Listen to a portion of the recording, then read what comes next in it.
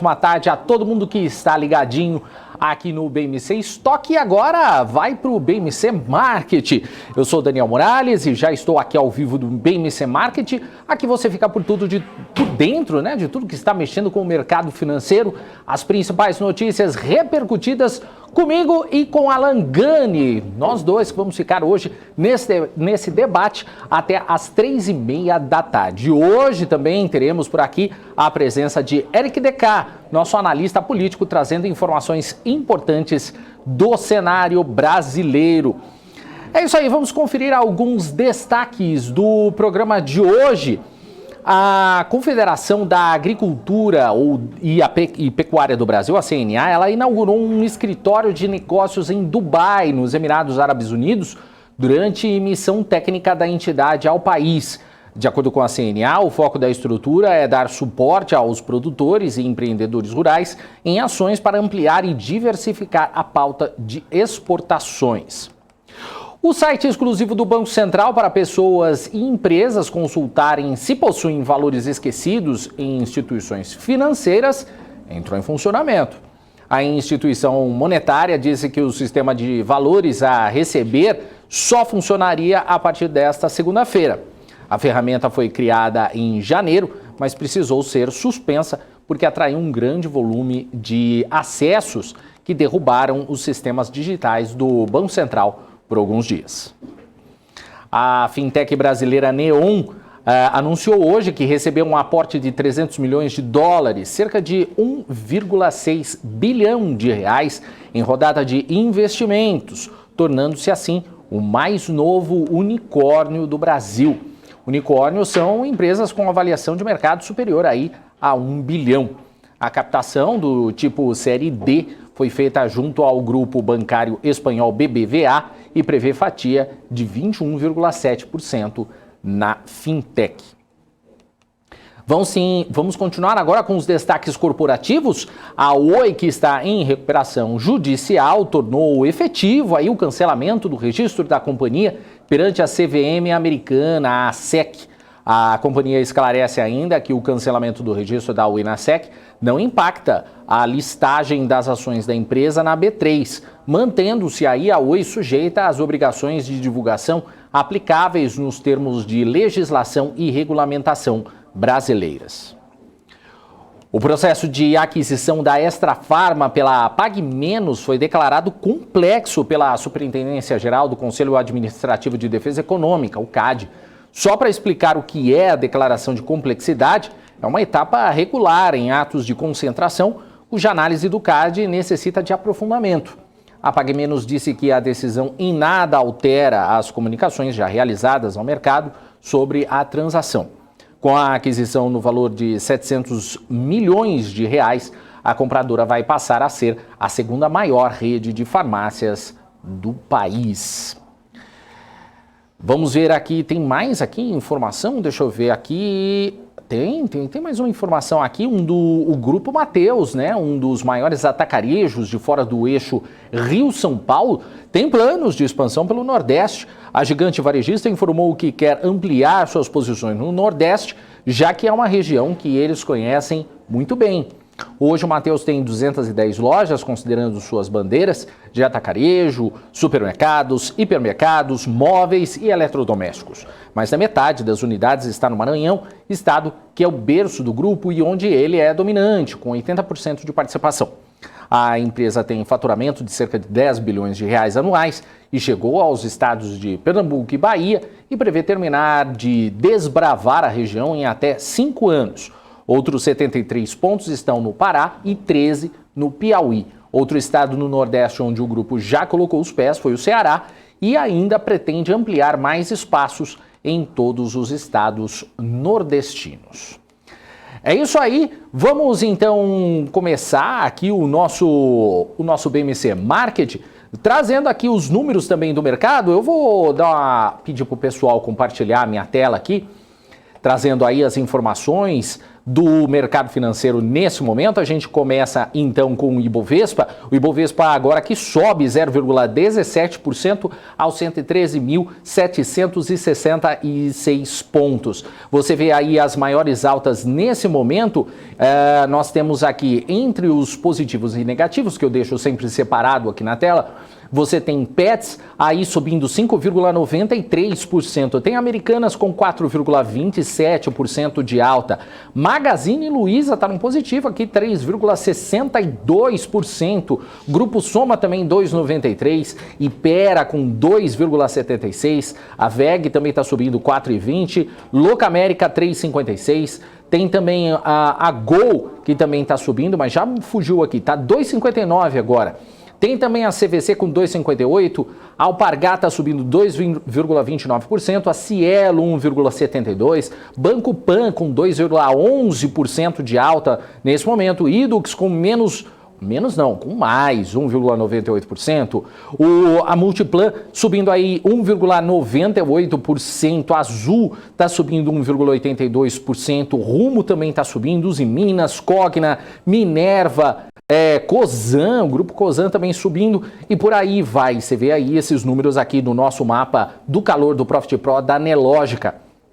Nos números negativos aqui, a gente vê aqui, Petri 3 está caindo 2,53%, tem também Sabesp aqui caindo 2,16%, Marfrig está recuando 2,09%, tem 3R Petroleum com menos 2,01%, Elet 6, 1,54%, Banco do Bradesco, né, com menos 1,47%, Santander também está recuando aqui 1,34%, Cash 3 Melios está recuando 1,09% e por aí vai também Açaí recuando, Apvida, Vale, Braskem, todo recuando como você vê aí no nosso mapa do calor do Profit Pro da Nelogica.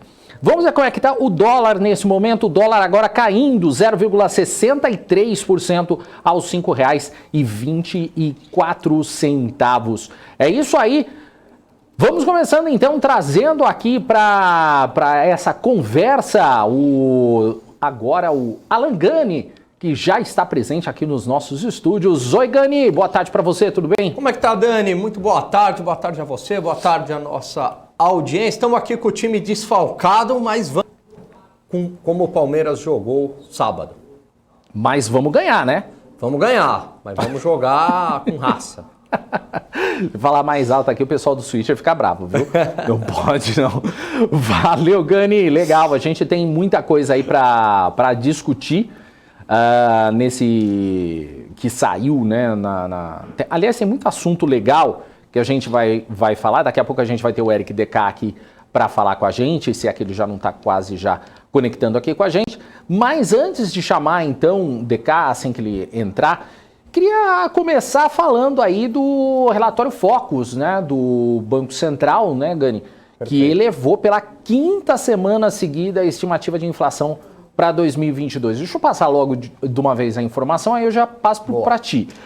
Ele passou de 5,44% para 5,50%. Os analistas também passaram a prever uma alta maior no juro básico da economia neste ano.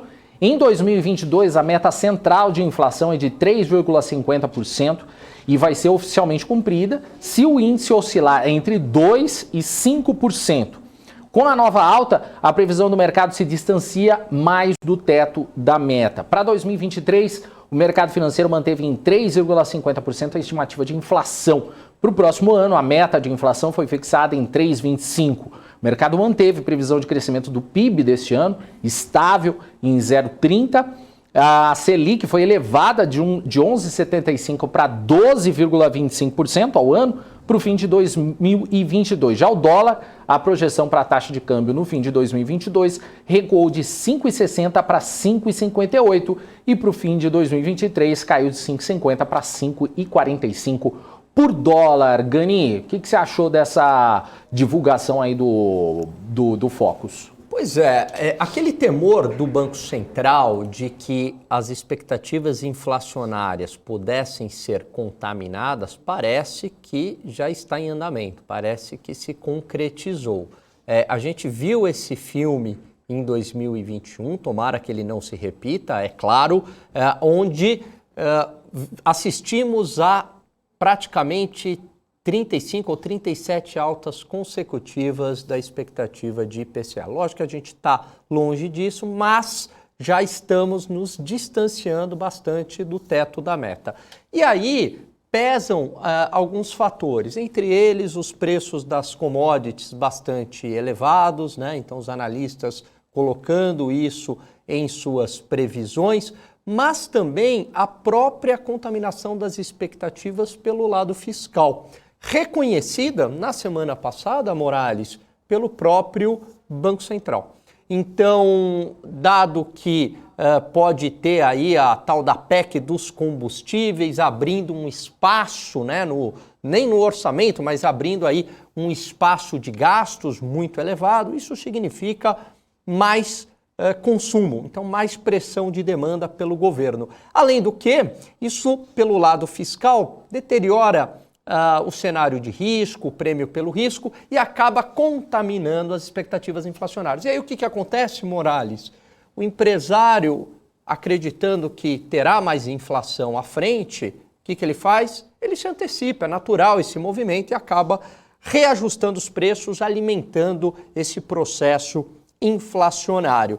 Então, a alta da Selic também é justificada por conta deste aumento do cenário inflacionário, que foi bastante ali discutida pelo Banco Central na sua ata.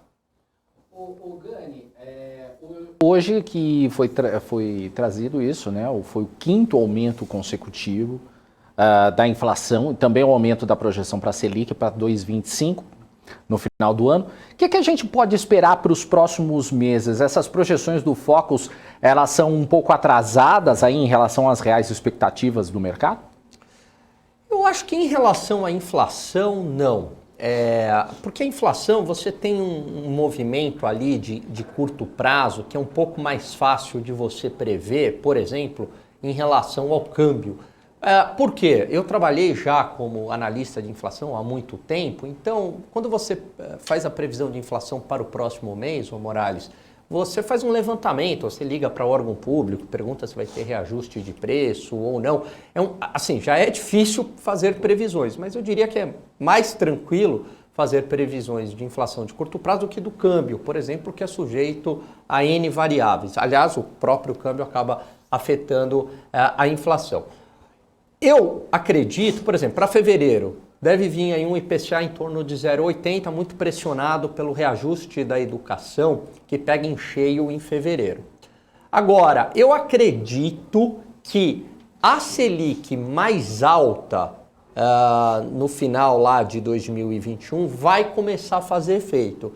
Então eu acho que essa inflação não deve, né? Não deve ganhar tanta tração. Então eu acho que este cenário, como a gente viu em 2021, onde o Focus, né, trazia altas cada vez maiores aí da inflação, eu acho que a gente não vai assistir isso em 2022. Eu acho que em algum momento isso deve estabilizar.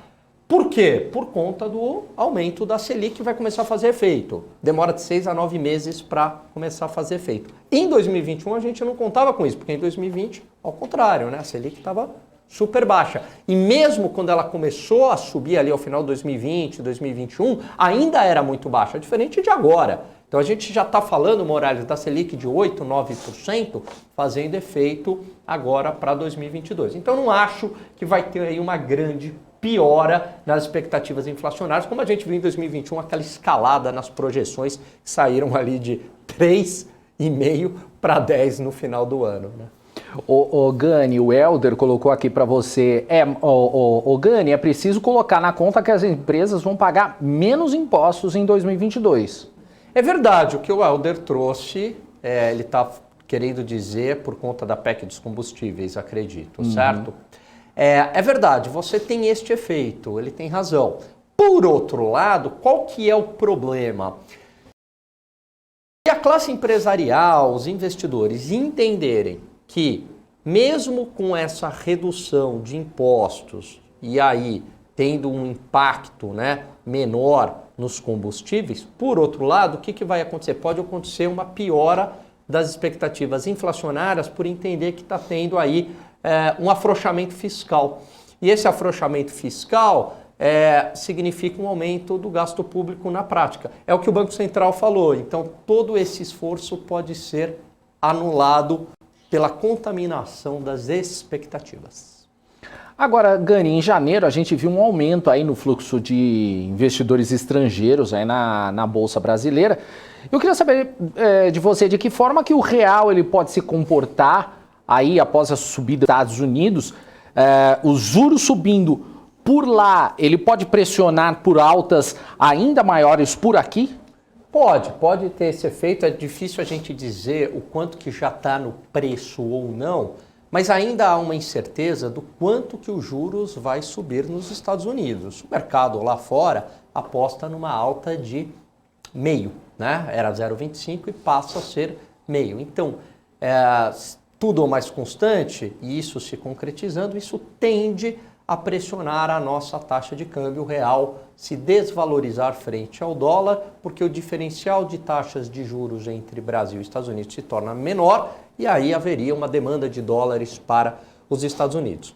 Por outro lado, Morales, o que nos ajuda é que nesse ajuste da Selic, ele foi feito anteriormente. Então os juros aqui começaram a subir bastante, então o diferencial já está bastante grande entre Brasil e Estados Unidos. Então, mesmo que haja um aumento dos juros lá fora, o impacto sobre o câmbio aqui não tende a ser tão forte. Por quê? Porque a nossa Selic já está muito alta. Quer dizer, contrabalançando este efeito. O prêmio aqui na renda fixa está elevadíssimo. Além do que, tem tido uma grande entrada de fluxo de dólares aqui no Brasil. Então, investidores estrangeiros, entendendo que essa relação risco-retorno no Brasil ela é favorável e ainda, diga-se de passagem, um câmbio favorável para o investidor estrangeiro. Então, ele compra Brasil porque ele vê empresas com bons fundamentos, ele vê empresas ali com múltiplos descontados e com um dólar ainda favorável para ele. Só que isso é uma entrada de fluxo, uma entrada de oferta de dólares, o que acaba favorecendo o real, valorizando o real. E além do que, você também tem a questão das commodities, né? Então, com as commodities estão aí preços inflados, pressionados, isso também acaba favorecendo o nosso fluxo. É o que tem, Morales, ajudado a segurar esse câmbio. Se a gente perder esse fluxo, né, de repente deu aí uma aversão ao risco global, o investidor estrangeiro resolve tirar o dinheiro daqui, enfim, algo do tipo, é muito ruim, porque esse dólar tende a explodir. Mas, Gani, por que o Brasil ele subiu as taxas de juros antes dos mercados internacionais? Você acha que, de uma certa forma, isso beneficia de alguma forma a economia do país? Então, eu acho que o Banco Central fez correto, para falar a verdade. Vamos pensar que, na verdade, assim, a Europa e os Estados Unidos, eles conseguem praticar taxas de juros mais baixas por um tempo maior. Por quê? Porque a inflação lá é mais controlada. Se você pegar a inflação da zona do euro, historicamente, né, nos últimos tempos, é uma inflação que gira na casa de 1,5% ao ano, Morales. Se pegar dos Estados Unidos, de 2% a 3%, 2,5% aí na média, né? Então, eles puderam se dar ao luxo aí de ter uma taxa de juros mais baixa, que significa uma expansão monetária, certo? Para favorecer o crescimento econômico. Se dar ao luxo entre aspas, porque mesmo assim acabou gerando uma inflação na Europa, 5% no acumulado em 12 meses, e uma inflação nos Estados Unidos de 7,5%. É muita coisa para os Estados Unidos e muita coisa para a Europa. A gente está falando de 3 vezes a média histórica da Europa e 3 vezes a média histórica dos Estados Unidos, tá? Mas, quer dizer, dado o histórico deles, eles conseguiram suportar mais inflação, certo? Esse foi o efeito colateral para tentar buscar crescimento econômico.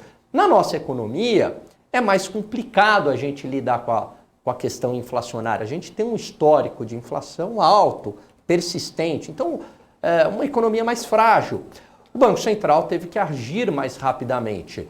no meu entendimento, agiu de maneira correta. Errou quando colocou a Selic a 2%, claramente isso gerou uma pressão inflacionária, muito dinheiro no mercado, indo para crédito, pessoa física, pessoa jurídica, mas também é difícil culpar o Banco Central naquele momento, porque era uma situação muito atípica de pandemia, quer dizer, absolutamente quase tudo ali fechado, a economia parada, o Banco Central então queria dar crédito, queria dar liquidez por meio dos bancos com taxas de juros baixas, simplesmente para uma empresa conseguir pagar o fornecedor dela e não quebrar. É claro que isso gerou um efeito de uma demanda reprimida, né? E na hora que houve o processo de reabertura, a gente viu essa inflação. Para piorar, teve choques também de preços administrados, tá? Mas eu acho que o Banco Central agiu corretamente. A gente poderia estar com um câmbio, ô Morales, ainda mais depreciado se não fosse esse aumento da taxa Selic com uma inflação ainda maior. Perfeito, Gani. Aliás, Gani, o Rui das Neves tem uma pergunta aqui para você. Aliás, estou enchendo você de pergunta hoje. Manda ver. A gente falou que hoje eu ia ter que jogar aqui como, né, meu... Quem que joga bem aí? O Cristiano Ronaldo? Cristiano Ronaldo... o Neymar, né? Pô. Neymar. Vou te falar uma coisa. Aliás, jogaço sábado e a NFL... Quem aí é fã, né? Tem muita gente do chat que é fã. Que jogo. Você viu, Morales? Eu não vi. Eu para te falar a verdade, eu não sou fã. Não? Não sou fã. Mas é porque você não entende direito. Correto? Não entendo nada. Direito nada, é nada. O dia que você entender, você se torna fã. Não, mas olha, eu já fiz matéria uma vez sobre isso e gostei, assim, mas achei muito complicado. Eu falei, não vou aprender isso daí, dá muito... Tranquilo. Vamos dar um curso aqui de NFL. Dá um curso de NFL. Mas aí, qual que é? Me manda perguntas aí. Bora lá. O Rui das Neves tem uma pergunta aqui. Ele fala assim, professor Alan, por que os títulos 2030, 2040 com cupom semestral estão fora de negociação desde quinta? Só ficou 2055. Eu acho, Rui, tá? Não tenho nenhuma outra tipo de informação, mas geralmente quando isso acontece, parou de ser emitido, tá? Então deve ter aí uma emissão de um novo título. Geralmente, mas é por conta da volatilidade? Não, mas aí haveria uma suspensão de todos os títulos, tá? Geralmente o Tesouro suspende a negociação, não foi o caso. Então, o que eu estou vendo é que parou a emissão desses papéis. Aí vai entrar um novo papel aí com outro prazo, tá? Acho que é isso. Boa. O Gani, a gente vai ter essa semana, né, a ata do FONC. E saiu aqui uma notícia, né, que o presidente do Fed de St. Louis, ele declarou que está tentando convencer o FONC a acelerar a retirada de estímulos nos Estados Unidos, porque, segundo ele, é necessário começar esse processo em breve por conta do avanço da inflação. O que você acha dessa... Acho que você acha que já demorou para fazer isso, porque a economia americana claramente já consegue andar com as próprias pernas. Vamos lá, as empresas têm mostrado bons fundamentos, mais de 75% vem acima do esperado, os resultados. Os próprios índices de atividade econômica, tudo bem que muitos desaceleraram, mas uma desaceleração dentro do previsto. A gente está falando numa taxa de desemprego que gira em torno de 4%. Então, quer dizer, praticamente pleno emprego. Então, acho que já demorou, né? Porque qual que é o problema, Morales, né? A gente costuma ter uma linha de pensamento na economia, da qual eu não concordo, que coloca inflação e desemprego, né, como trade-offs. Então, assim, você combater a inflação, aumentando juros e tal, você vai gerar um problema no emprego, né? Como se fosse um trade-off ali. Mas, na verdade, você tem uma outra linha que diz o seguinte, não, você tem que combater a inflação duramente, por quê? Porque a inflação pode penalizar a atividade econômica. À medida que os custos começam a subir, à medida que tira poder de consumo da população. Então, a inflação ela é causa e efeito, né? Ela é uma consequência de uma demanda aquecida por conta aí de expansão monetária, mas também ela acaba sendo uma causa de uma retração econômica. Então, acho que é muito importante, até para não contaminar a atividade econômica. Então, acho que eles têm que resolver, demorou demais, o Banco Central tem que subir juros lá fora sim. Boa, Gani. Aqui a gente ainda tem pergunta. Eu vou pedir para o pessoal segurar as perguntas aí. Pode ir mandando, mas daqui a pouco a gente volta a responder aí, porque a gente está aqui já com o nosso terceiro elemento para entrar aqui no nosso programa, que é o Eric DK, analista político, que já está aqui ao vivo com a gente.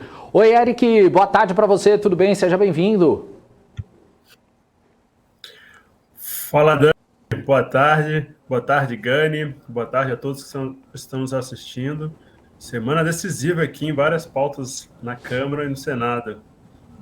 Com certeza. Aliás, eu queria começar a falar sobre isso, mas, Eric, eu não poderia começar essa abertura contigo sem começar com a notícia do dia, né? Que o presidente Jair Bolsonaro embarcou hoje em direção a Moscou, onde ele vai ter aí agendas com o presidente russo, né? Vladimir Putin, empresários e líderes locais nos próximos dias. E a viagem ocorre em meio a um clima de tensão internacional em razão aí da possibilidade de a Rússia iniciar um conflito armado com a Ucrânia. Muita gente criticou a atitude do presidente brasileiro, especialmente a comunidade internacional. Como que fica a imagem do presidente Bolsonaro no exterior? Bom, Dani, a viagem tem um outro objetivo, né? Eu vi também que o Bolsonaro vai com uma mensagem de paz, mas se a gente olhar para a geopolítica, Dani, o peso do Brasil nesse puzzle é praticamente nulo, tá? Eu acho que, como já tinha uma agenda prévia com a turma da Rússia, com a turma ali do europeu, então só foi mantida essa agenda. E lembrando, Dani, que a Rússia é um dos principais exportadores do Brasil, tá?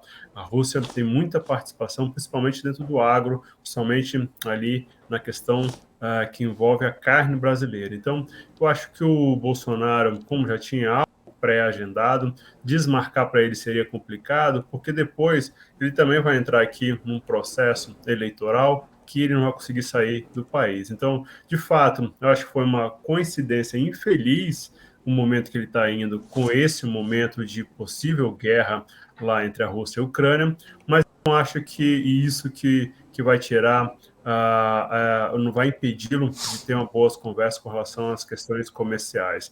Eu acho que vai ficar em terceiro plano, inclusive, essa reunião. Eu acho que quem está mais dando atenção é a imprensa brasileira do que a imprensa russa ou a imprensa do leste europeu. Então, acho que não vai ter grandes elementos a não ser essa infeliz, né? Essa infeliz coincidência que teve com esse momento. Agora, o peso do Brasil nas tomadas de decisões da Rússia são nulos, não tem nenhum poder de levar, de conversar, nem sobre essas questões que envolvem a Ucrânia. O Brasil não vai ter abertura para isso nessa viagem. Boa. Gani, fica à vontade. Meu caro, tudo bem? Um prazer falar contigo, Eric. Como é que tá um resumão? Quero que você faça aquele resumão do imbróglio da PEC dos combustíveis. Boa. Porque é até difícil ler o jornal, porque a coisa muda tanto. Tem PEC da Câmara, do Senado, não sei do que. Faz aquele resumão que só você sabe fazer.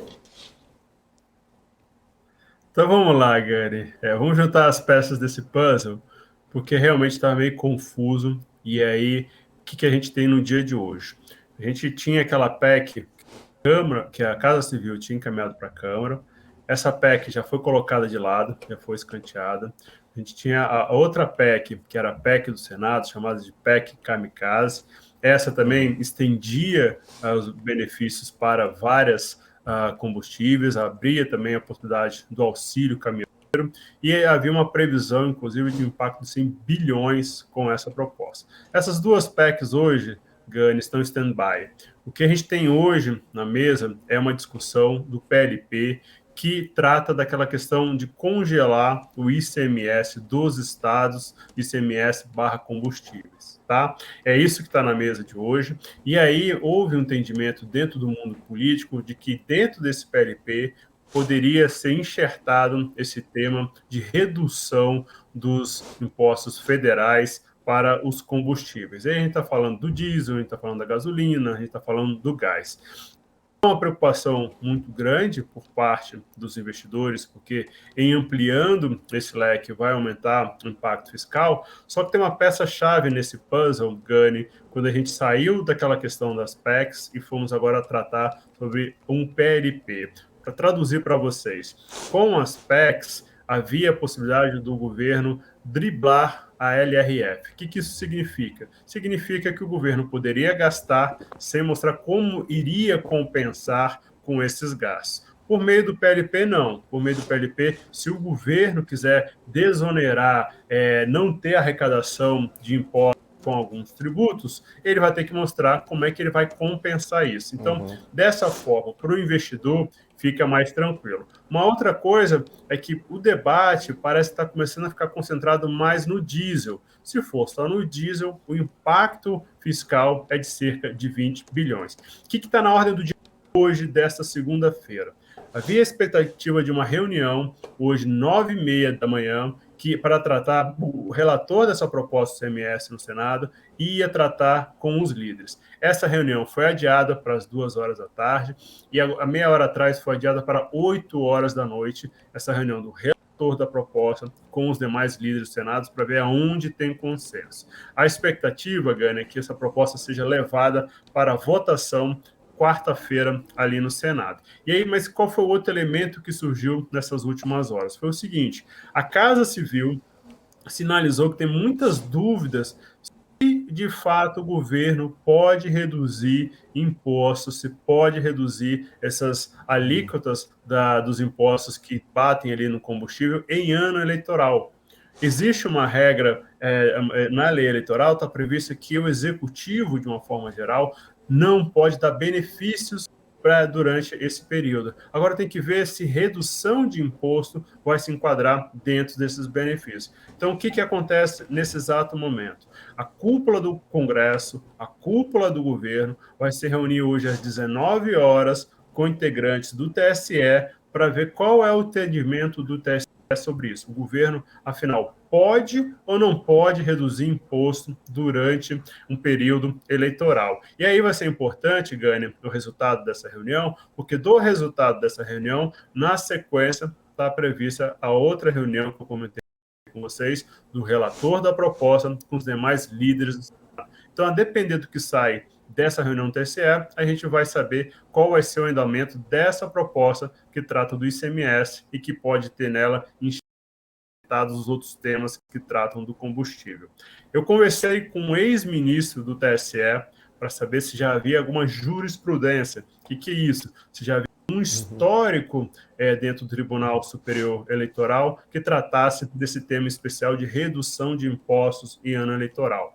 Ele falou que não tinha esse tema específico, mas que há dezenas, quase centenas de DCE a respeito de prefeitos. Por que prefeitos? Eles também são do executivo, mas do executivo municipal, que deram algum tipo de benefício durante o ano eleitoral. E aí ele falou que tem duas situações, Gani e Dani. Ele disse o seguinte, tem casos em que o prefeito foi cassado e tem casos que alguns prefeitos deram benefício, foram salvos por alguma particularidade do processo eleitoral. O que isso quer dizer? Quer dizer que o entendimento do TSE ainda está completamente aberto. Não há um histórico que diz pode ou não pode haver redução de impostos de combustíveis durante o ano eleitoral. Então, isso vai ficar mais dentro de um entendimento político do que dentro de um entendimento das regras, tendo em vista que não há nenhuma jurisprudência sobre esse caso. Então, é isso que deve afetar, inclusive, a abertura da Bolsa amanhã, porque esse resultado dessa reunião de 19h dos parlamentares, do governo, já acontece com o mercado fechado às 19h, e depois, na sequência, essa outra reunião entre o relator e as lideranças no Senado acontece às 20h. Então, dentro desse impasse, dentro ainda das dúvidas, eu até não duvido, Gani, Dani e quem está nos assistindo, que esse debate, essa proposta não seja votada nesta quarta-feira, como está previsto. Pode ser, sim, que a gente tenha novos adiamentos. E por que essa pauta é central e por que esse tema que tem drenado tanta energia aqui em Brasília? Porque é uma agenda, do ponto de vista político, que conversa com os eleitores, os eleitores estão sendo impactados com o aumento da gasolina constante, aí, quase 50% só do ano passado para cá, e isso, de certa forma, também impacta o humor do eleitor com o atual governo, com os atuais congressistas. Então, os congressistas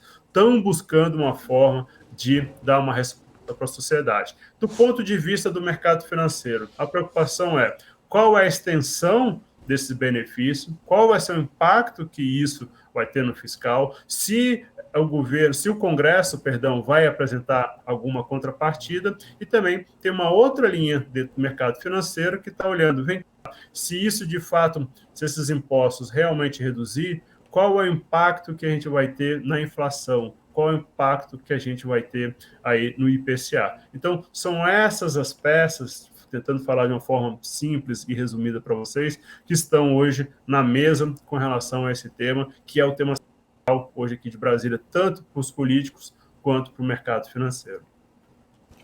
O Eric, só para rapidinho, Dani. Fica à vontade. E os governadores aí, eles são a favor também disso? Há uma pressão nesse sentido? E já emendando, qual que é a sua percepção do TSE hoje? Ele seria, eu sei que é uma pergunta super difícil, né? Mas ele seria mais favorável ou não?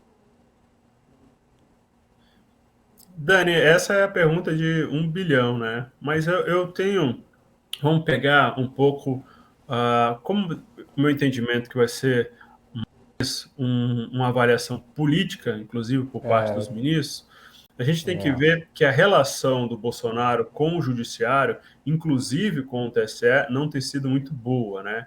Então isso sim pode contaminar esse desfecho, essa discussão que está tendo, porque eu conversei tanto com o ex-ministro do TSE, mas conversei também com um outro professor da lei eleitoral, e eles também, eu vi que eles ficaram divididos. Então, quando há várias interpretações sobre uma regra, sobre uma lei, no final do dia, o que prepondera muitas vezes é a política.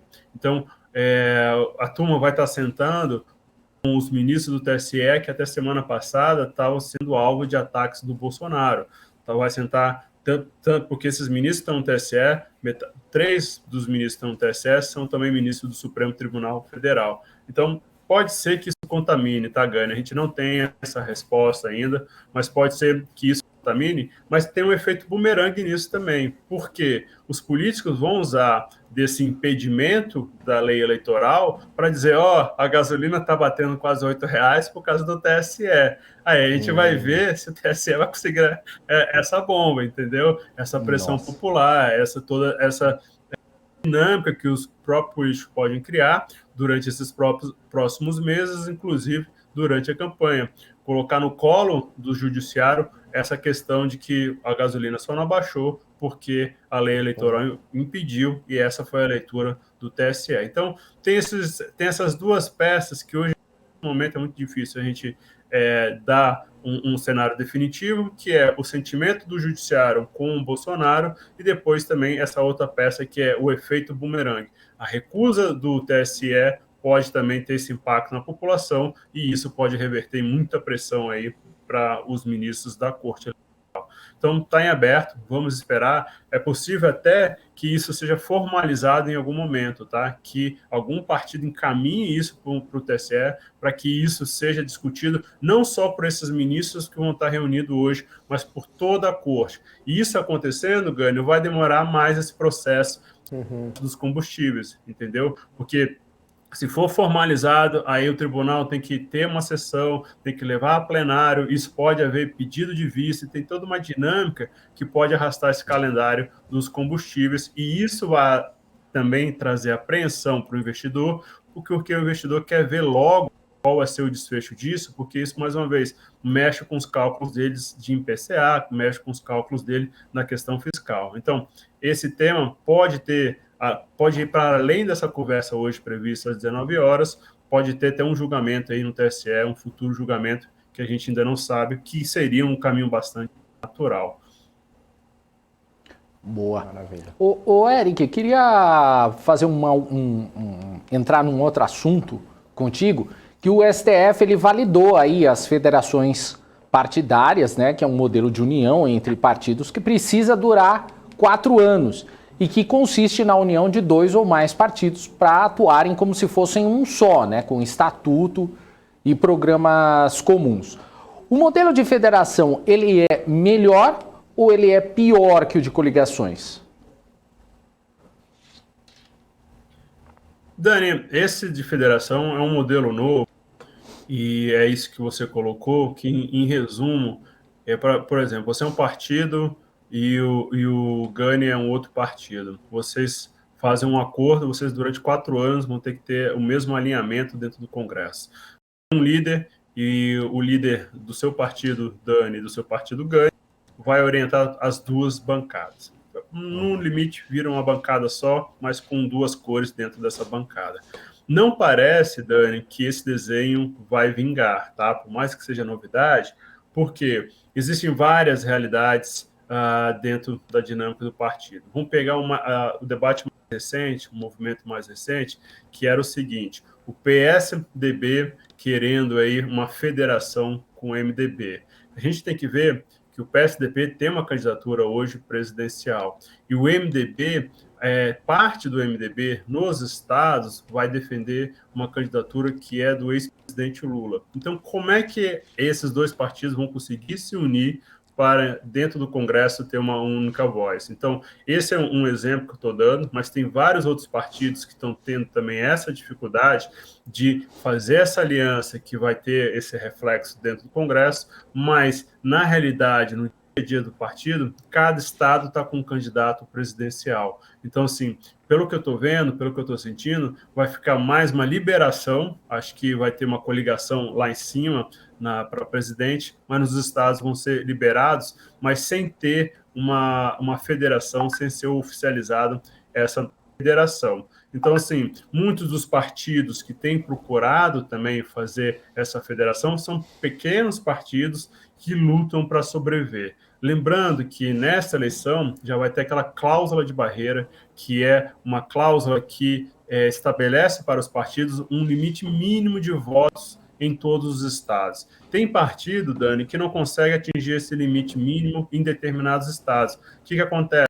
Ele não vai, então, poder ter representatividade dentro do Congresso. Por que isso foi feito? Por que essa cláusula de barreira foi criada? Foi justamente para tentar diminuir o número de partidos que a gente tem hoje, para dar voz apenas para os maiores partidos que realmente representam os eleitores brasileiros. Então, essa questão da federação também tem o seu outro lado, que são os partidos pequenos. A gente está falando aí de Rede, a gente está falando de PCdoB, partido super tradicional, a gente está falando, entre outros, vários que estão procurando aí uma alternativa para fazer essa federação e, a partir dessa federação, sobreviver dentro das atividades do Congresso. Mas parece que é um modelo que não está vingando, porque parece que a realidade partidária dos estados não tem aberto a possibilidade para isso avançar.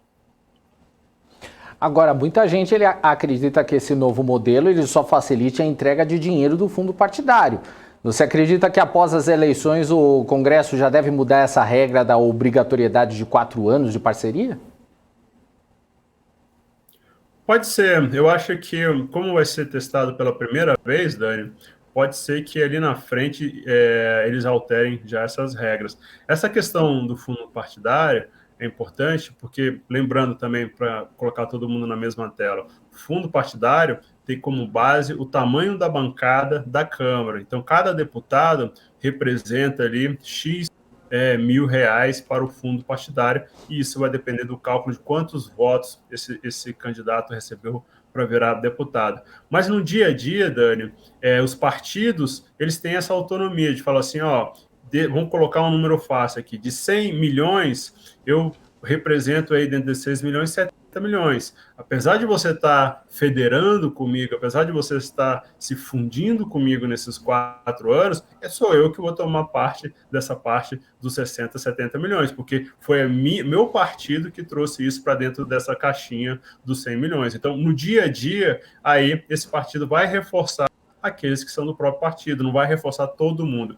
Essa dinâmica de união, basicamente, teria alguma efetividade no dia a dia do Congresso, no dia a dia ali das dinâmicas de votações, no dia a dia de divisão de espaço dentro do Congresso, que é super estratégico, não é algo que realmente tem peso quando a gente está num novo governo, saber quem é que vai se apoderar das principais espaços do Congresso, isso é muito estratégico, porque daí pode vir um pedido de impeachment barrado, daí pode vir propostas que o governo não querem que avance, que ficam trancadas ali, porque as comissões são presididas por partidos aliados. Então, fica mais no âmbito da dinâmica do Congresso do que dentro dessa questão de fundo partidário. Porque nessa hora, Dani, cada um vai olhar para a sua caixinha e falar, essa caixinha é minha, ninguém mexe. Nossa, vai dar briga isso então, né? Aparentemente, eu acho que né? não, porque na hora que faz a federação, todo mundo sabe qual é o tamanho da caixinha de cada um. Ah, tá.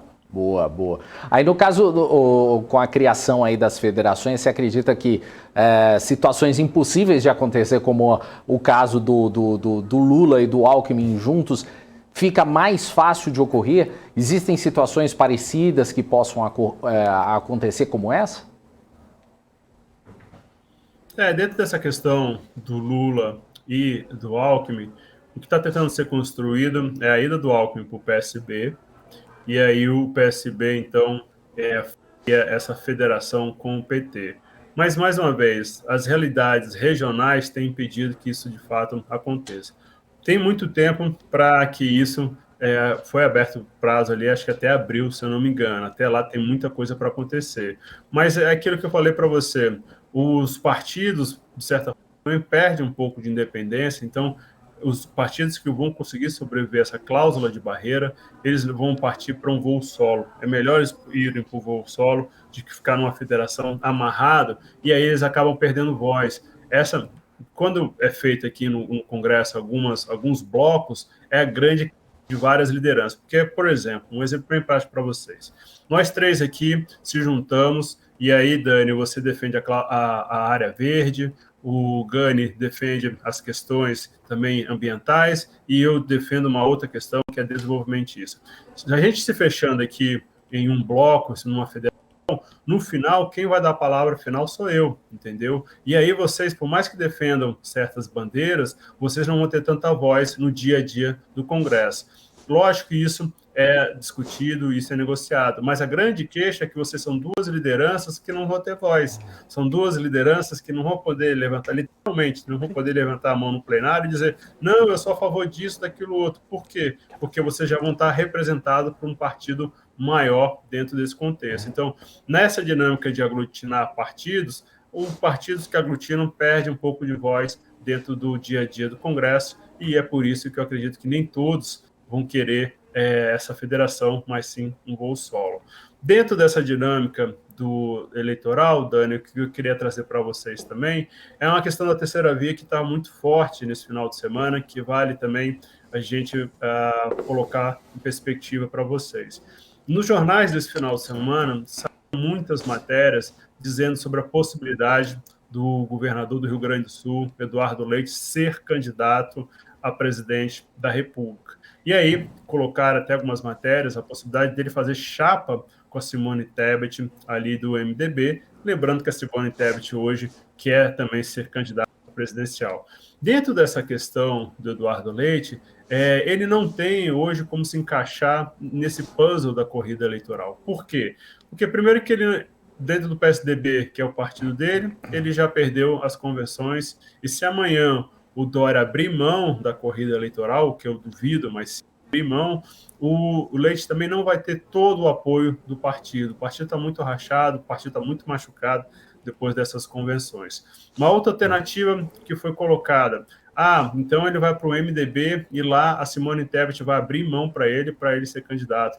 Mais uma vez, eu lembro para vocês que parte do MDB já está apoiando o ex-presidente Lula. Então, como é que ele vai ser encaixado um novo candidato que vem do PSDB para o MDB alçá-lo como candidato? Então, tem várias situações que impedem que o Leite hoje dispute essa eleição presidencial, porque ele ainda não se encaixa mais nesse puzzle, não se encaixa mais nesse puzzle eleitoral. Eu acho que vai ser muito mais válido para ele tentar a reeleição, e isso ele também deu declarações nesse sábado, nesse sentido, e continuar na vitrine eleitoral e tentar ali, depois de 4 anos, se reeleito, alçar grandes voos. Então, não faz sentido nenhum, muitas das matérias que trouxeram a informação que o Leite pode sair como candidato para presidente, de fato se concretizar diante das dificuldades que a gente tem já para ele se encaixar nesse puzzle. E também tem um outro fator: ele não saiu em nenhuma pesquisa,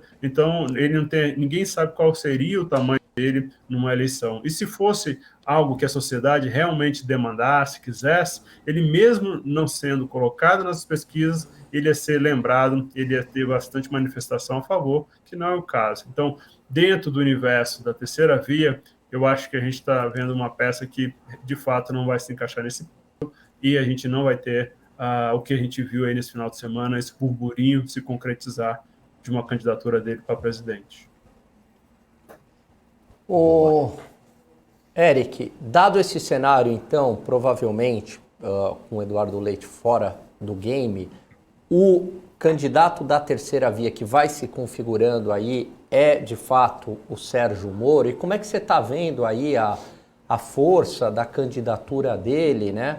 Eu tenho acompanhado e eu acho que aonde ele poderia, não sei se essa minha avaliação está correta, queria ouvir a tua opinião, mas fazer uma contraposição ao Bolsonaro para tentar pegar aquele eleitor que votou no Bolsonaro, mas está insatisfeito. Ele tem ido para um outro lado, né, fazendo acenos mais progressistas e tal. Como é que você está vendo aí a condução da campanha dele, se ele, de fato, está se tornando um candidato competitivo da terceira via? Gani, nesse momento, a gente está aqui no dia 15 de fevereiro, havia uma expectativa da movimentação política em torno dele estar mais intensificada, tá? E aí, sendo especificamente falando do União Brasil, que era um partido que fundiu agora PSL e Democrata, que em razão disso tem a maior bancada no Congresso, em razão disso tem o maior fundo eleitoral. Ano passado havia uma expectativa que o União Brasil ia começar fazendo movimentos mais intensos na busca aí de uma parceria com o Moro, seja na vice, ou mesmo trazendo o Moro para a União Brasil para ser o candidato deles. A gente tem visto que isso está começando a andar de lado, tá, Gani? Não é uma coisa que ganhou tração do ano passado para cá, e isso é importante porque se um partido que tem hoje várias lideranças políticas, pessoas bastante experientes na política, começar a ver que o Moro não pode ser uma perspectiva de poder, é porque os políticos já estão ali nos 3, 4 anos na nossa frente, então já começaram a perceber que o Moro pode ser um candidato que não vai, então, ganhar tração ao longo dessas eleições. Mas é muito cedo, a gente tem que esperar. Eu acredito que isso vai se intensificar agora em março, porque é agora em março que tem a tal da janela partidária, que é quando há um troca-troca, o parlamentar pode trocar de partido para ser candidato em outubro, e ali a gente pode ver uma maior movimentação. Mas, de fato, aquela expectativa, pelo menos dentro do mundo político que eu estou falando, tá?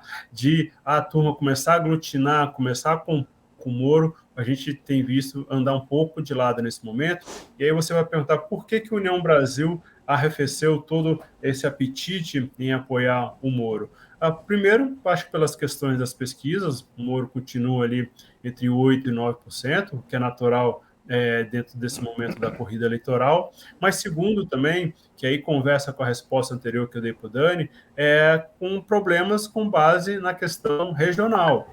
Tem muitos integrantes do União Brasil que vão defender outros candidatos para presidente em seus estados. Então, essa realidade começou a bater na porta do presidente do União Brasil e do ACM Neto, que era o presidente do Democratas, e isso começou, então, a dificultar uma oficialização de uma aliança com o Moro. Mas vamos ver, mais uma vez, eu acho que a gente vai ter que esperar até março para a gente ter um cenário melhor. Mas isso também é interessante porque, a depender de quem vai se coligar com o Moro, de quem vai se coligar com o Ciro Gomes e de quem vai se coligar com Dória, a gente vai ver qual a perspectiva que o mundo político está dando para esses 3 candidatos. Hoje, esses 3 candidatos, Moro, Dória e Ciro, estão voando também em voo solo, sem nenhuma grande aliança, sem nenhum partido de peso ao redor deles. Mas a gente também já tem uma aula de 2018, que foi o Bolsonaro, que disputou uma eleição sem um grande partido, sem grandes coligações e venceu. Lógico que 2022 é um outro momento, mas eu tomei essa peça para mostrar que não necessariamente estar com grandes partidos é que vai sinalizar a vitória ou a derrota de um candidato. Perfeito. Eric, eu sei que já deu o seu horário. Eu só queria fazer uma última pergunta, já que você tem que sair já. Eu ouvi nesse final de semana um comentário político que pode ser completamente estapafúrdio, porém a gente está falando de Brasil, então tudo é possível.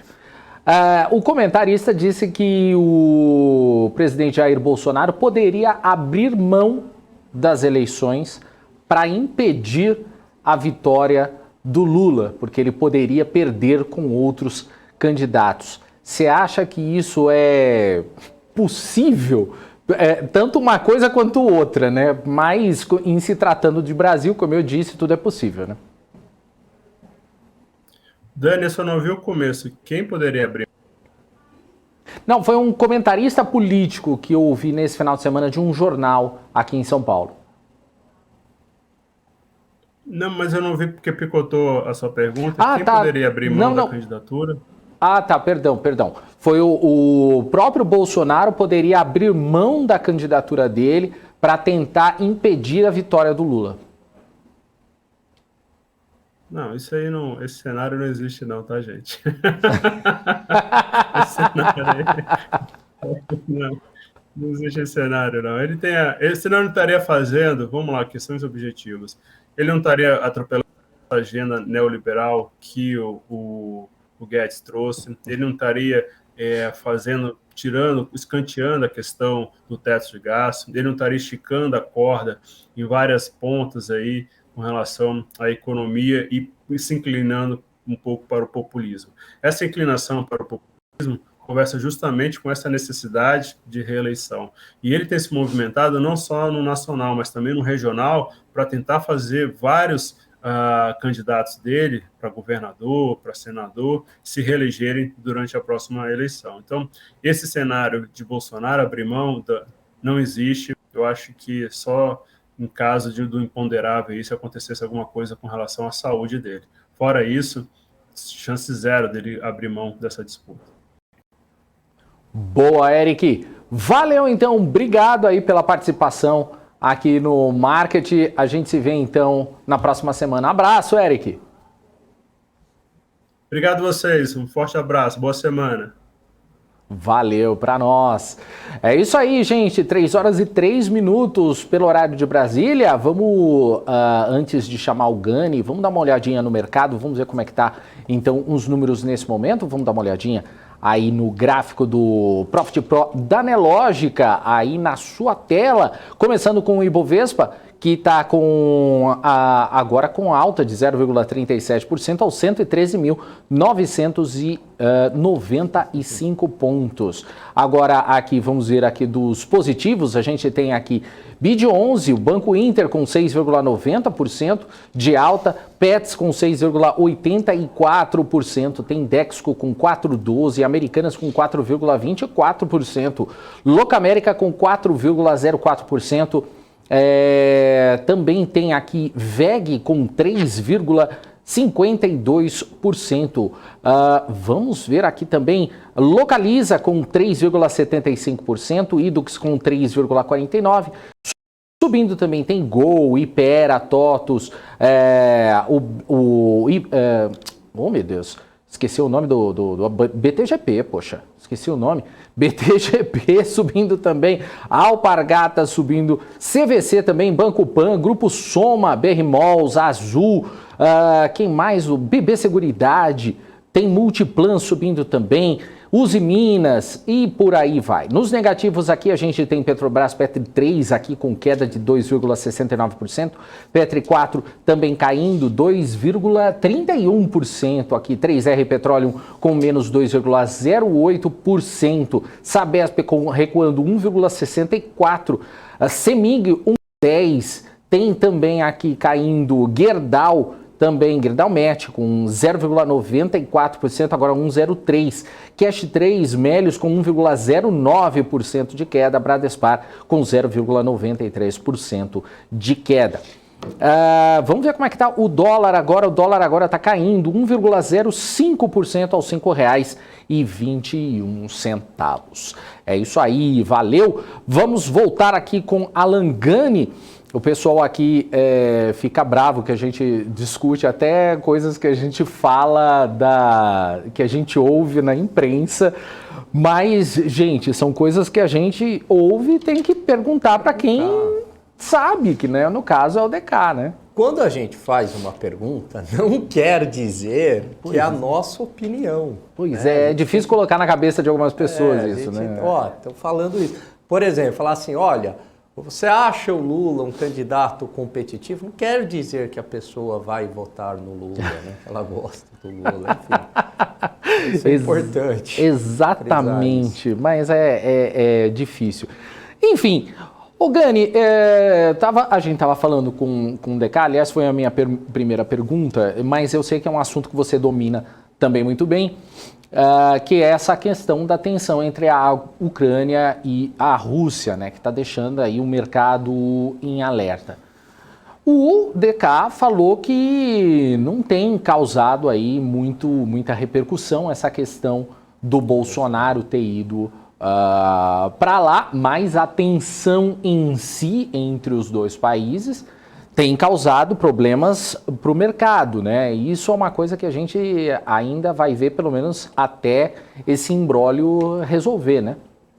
Pois é, essa é uma questão complicada, tem saído na imprensa internacional notícias da Casa Branca dizendo que tem informações pelo serviço de espionagem de que a Rússia estaria pronta para invadir a qualquer momento. Por outro lado, o que a Rússia diz? Diz que os Estados Unidos estão plantando essas notícias, que eles estão ali na fronteira, uso até de armas químicas, acusação de armas químicas, né?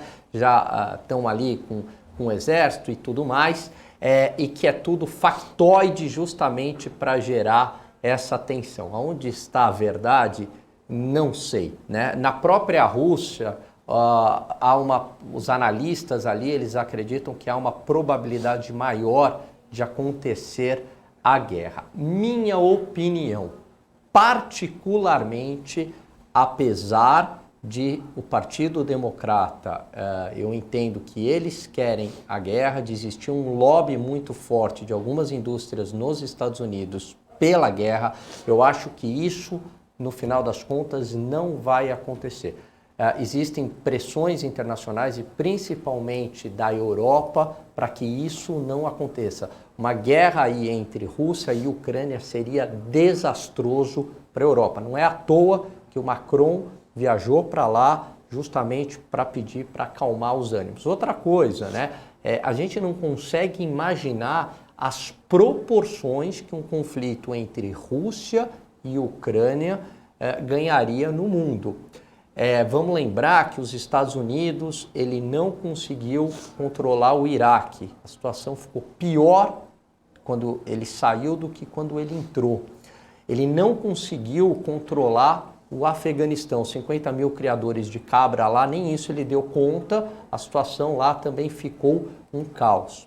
A própria Primavera Árabe, onde aqueles governos que eram horrorosos, ditadores e tudo mais, a situação hoje conseguiu ficar pior do que era anteriormente, porque ainda havia alguma ordem naquilo. Então, eu acho que seria muito complicado mexer nesse vespeiro. Ele está falando de um ator internacional que é a Rússia e que hoje, declaradamente, Rússia e China fazem parte de um polo de poder geopolítico. Por essa razão, eu acredito que essa guerra não deva acontecer, mas não é um risco zero e seria algo muito ruim para o mundo. E aí é óbvio que tem reflexos no mercado, principalmente na indústria de petróleo.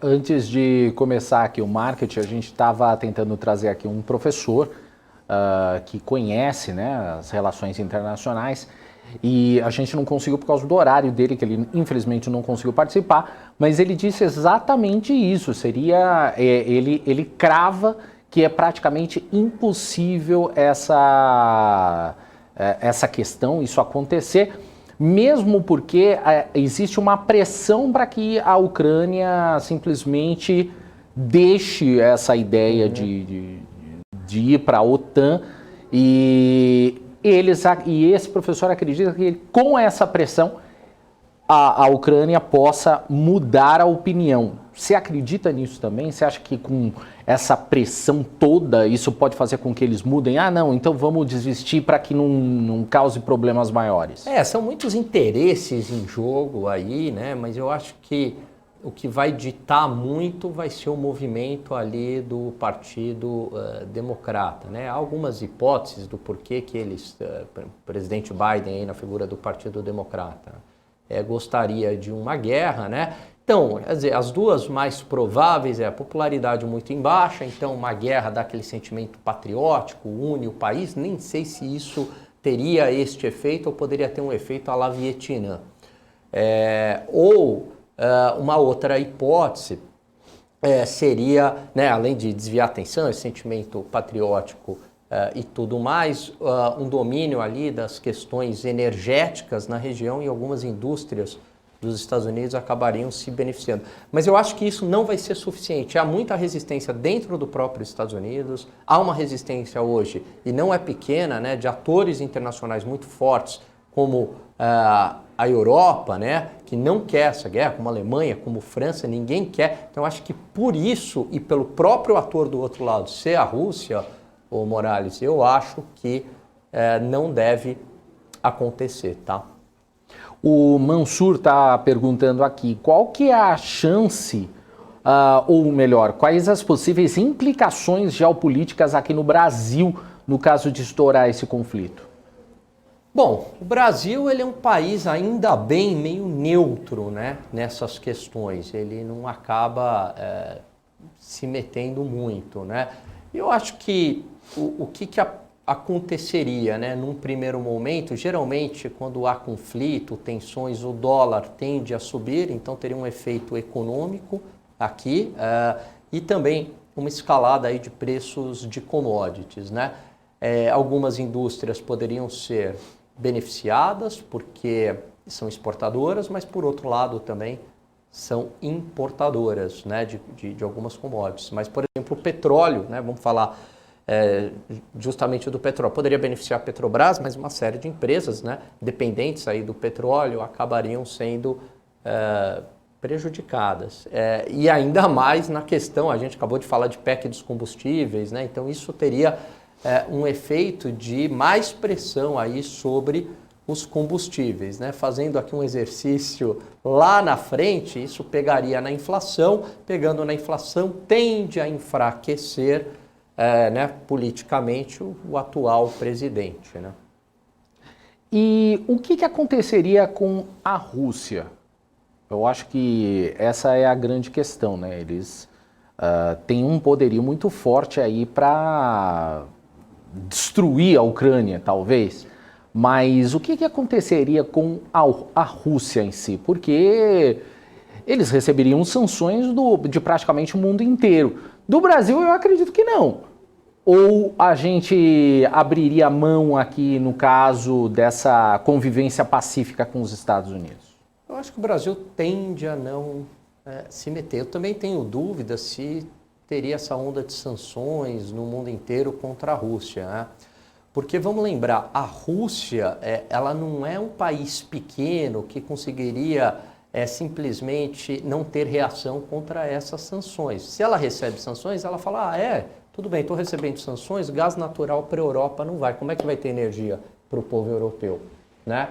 Inverno, agora, como é que isso fica? Então a Europa é dependente da energia russa, para começar. Segundo ponto aí, numa guerra convencional já seria muito complicado.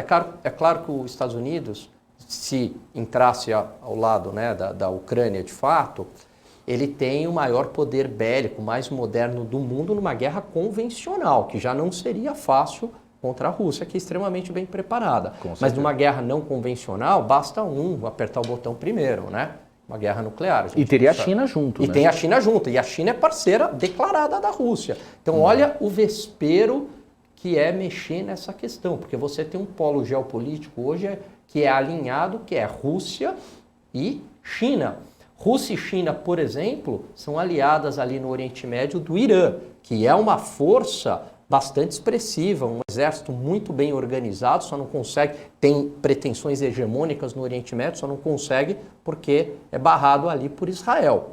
Mas é um vespeiro, não seria tão trivial aplicar sanções contra a Rússia e nem sei se todos os países entrariam nessa, viu, Morales? Porque o risco é alto. Eu queria jogar... E o Putin sabe disso, por isso que ele joga muito bem.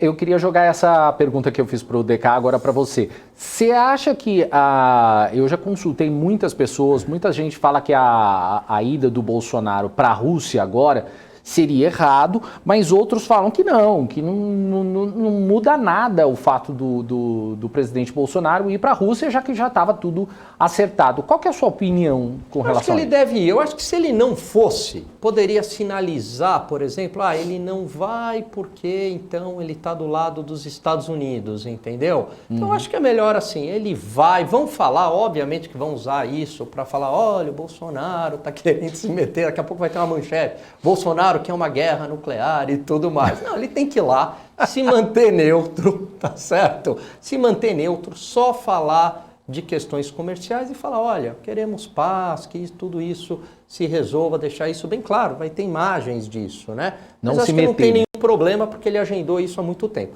Seria diferente, Morales, se ele falasse o seguinte, olha, tô indo para a Rússia agora porque eu vou lá tentar, né, convencer, né, o Putin, né, fazer aquelas piadas lá que ele faz, né, eu vou tomar lá um café com o Putin e tal, né? Mas não é o caso, né? Então acho que não tem problema ele ir, não. É claro que isso vai virar arma na mão da oposição, mas não acho que vai ser uma arma muito forte, até porque tudo isso é gravado, documentado.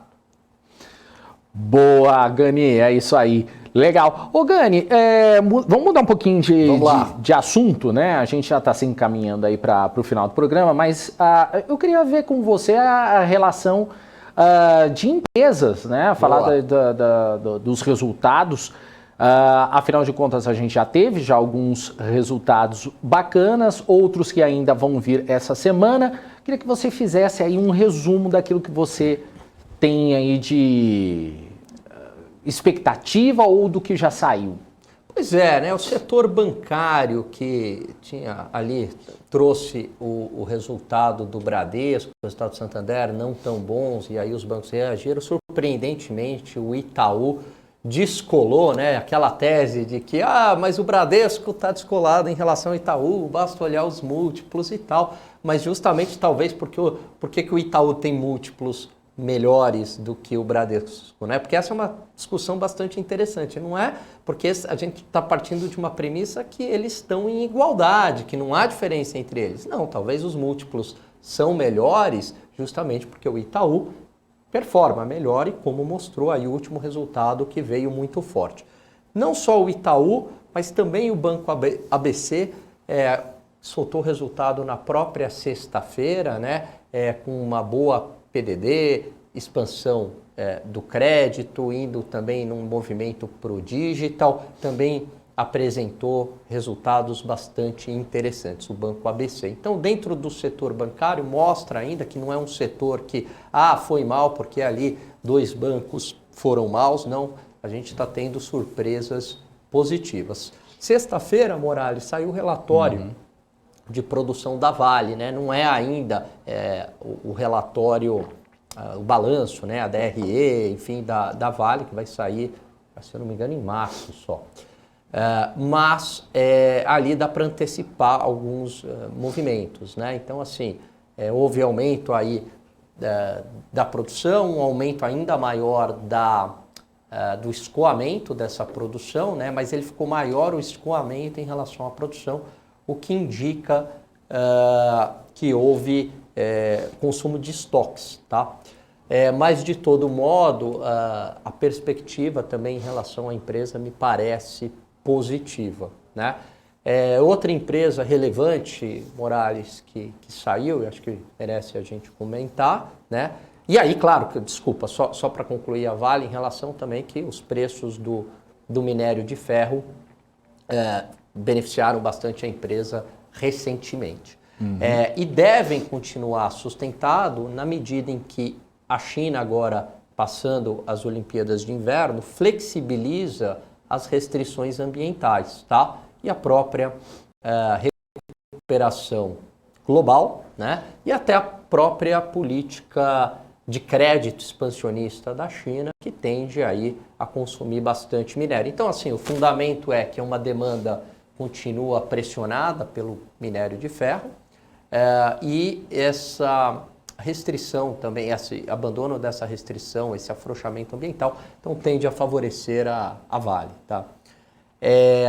Voltando agora para o agrícola, né? Então, se a gente pegar a empresa como SLC, uma empresa muito bem administrada, que também reportou resultados bastante interessantes, tanto no ano quanto na comparação trimestral, é a maior produtora do Brasil, tanto de algodão quanto de soja.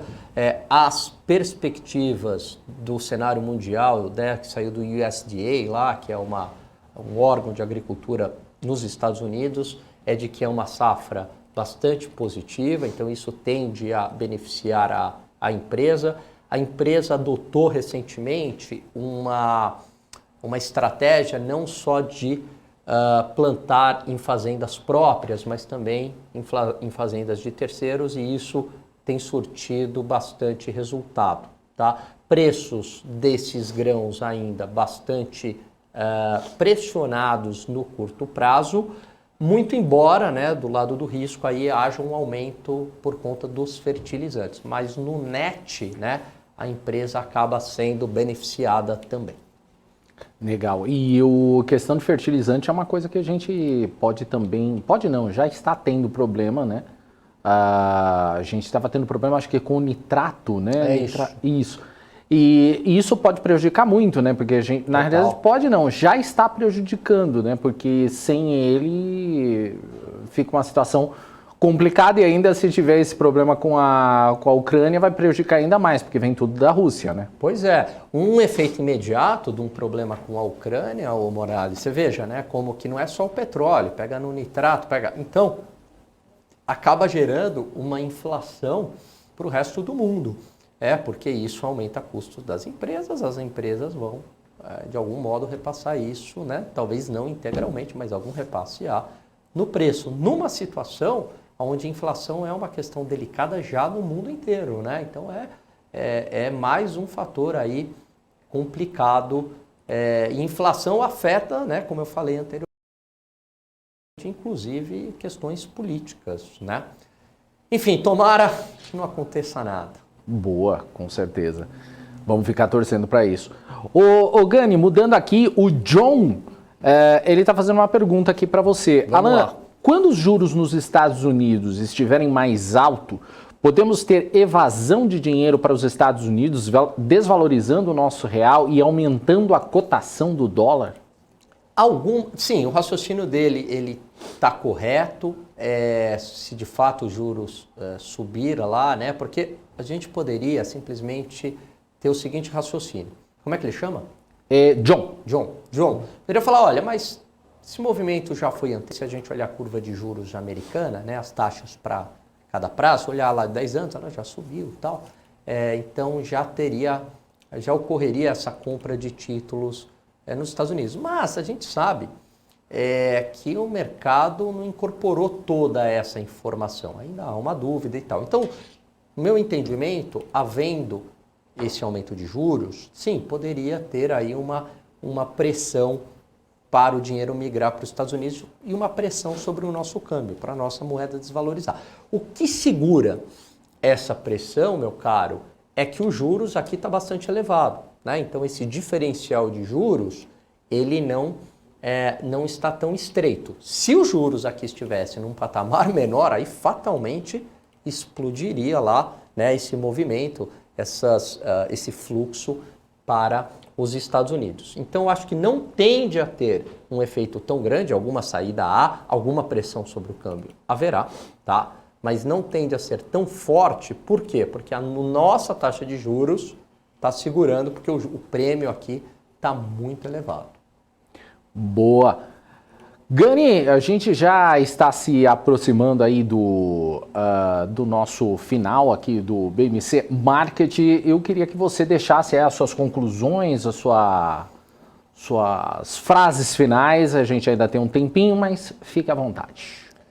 Pois é, né? Uma situação geopolítica tensa no mundo. De um lado, a gente parou de falar da questão sanitária, agora entra essa questão geopolítica, mas risco sistêmico é algo que, se a gente olhar ao longo aí da nossa história, ele está sempre presente, né? A gente tem que lidar com ele o tempo inteiro, né? O que eu vejo que nessa temporada de balanços tem empresas brasileiras reportando excelentes resultados, tem ótimas oportunidades na Bolsa aqui, sem sombra de dúvidas. Prova disso é que o investidor estrangeiro tem entrado pesado no Brasil, mas eu acho que a gente não pode pensar apenas só na rentabilidade. Eu insisto muito nesse ponto, Morales, a gente deve pensar justamente no risco, tá? E aí, talvez numa perspectiva de curto prazo, os Estados Unidos não seja tão bom, mas se a gente pensar médio e longo, é bastante interessante, porque houve quedas na Bolsa lá e o dólar também se tornou mais favorável para a gente. É o melhor ponto de entrada? Não sei dizer, mas que ficou mais barato em relação ao início do ano, não há dúvidas, seja porque o dólar ficou mais favorável, seja porque as empresas ficaram mais descontadas. Mas eu acho bastante importante também ter essa diversificação global. Então você pode ter boas oportunidades no Brasil, comprar bons ativos no Brasil, tem excelentes empresas, como eu mencionei aí, né? Não estou dando uma recomendação, mas que vieram com bons resultados, mas é importante a gente ficar de olho lá no exterior também para fazer essa diversificação de risco. Boa, Alan Gani! Valeu, Gani! Um abraço para você. A gente volta a se encontrar amanhã. Amanhã vai ter o terceiro elemento. Não sei se o quarto vai estar. O Cabral ainda não se recuperou. Tá dodói o Cabral. Mas amanhã a gente tem a volta do Felipe Nascimento aqui. Pois é. Conseguimos segurar, né? Deu para segurar com 2 aqui, desfalcado o time, mas isso me lembrou do final do ano, né? Que nós fizemos. Pois é.